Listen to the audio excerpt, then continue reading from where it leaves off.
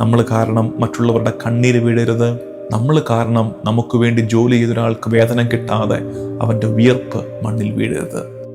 പ്രതികാരത്തിന് കർത്താവിനെ കൂട്ടുപിടിക്കുകയാണ്.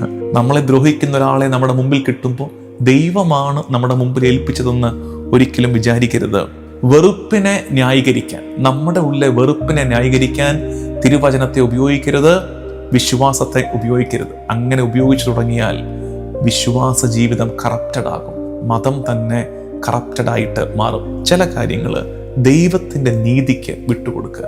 പ്രതികാരം എൻ്റേതാണെന്ന് ദൈവം പറഞ്ഞിട്ടില്ലേ, അത് നമ്മൾ ഏറ്റെടുക്കാൻ നിൽക്കാതിരിക്കുക. സൗഖ്യം അനുഭവിക്കാനുള്ള ആദ്യത്തെ സ്റ്റെപ്പ് എന്ന് പറയുന്നത് തന്നോട് തന്നെ സത്യസന്ധരാകുക എന്നതാണ്. നമുക്കറിയാമല്ലോ നമ്മളിൽ പാപമുണ്ടെന്ന്. അപ്പം അതല്ലേ നമ്മളിലെ സത്യം. നേരെ പാപമില്ലെന്ന് പറഞ്ഞാൽ നമ്മൾ വേറെ ആരെയും അല്ല വഞ്ചിക്കുന്നത്, ആദ്യം നമ്മളെ തന്നെയാണ്.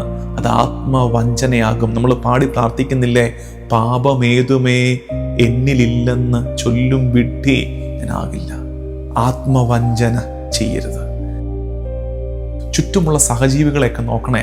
ചിലപ്പോൾ നമുക്ക് പലരോടും ദേഷ്യം, ഇഷ്ടക്കേട്, നീതിയുടെ അളവുകോല് കൊണ്ട് പലരെയും വിധിക്കാൻ ശ്രമിക്കുന്നു.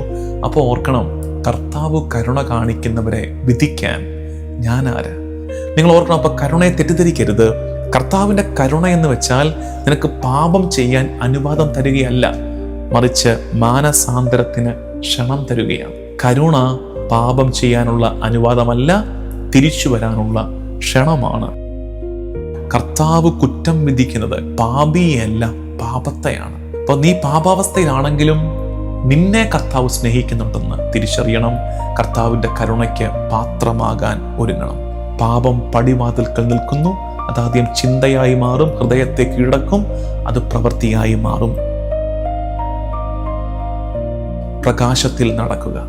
ദൈവം പ്രകാശമാണ്, അവനിൽ അന്ധകാരത്തിനിടമില്ല. കർത്താവിൻ്റെ പ്രകാശത്തിൽ നടക്കുക. Walk in the light.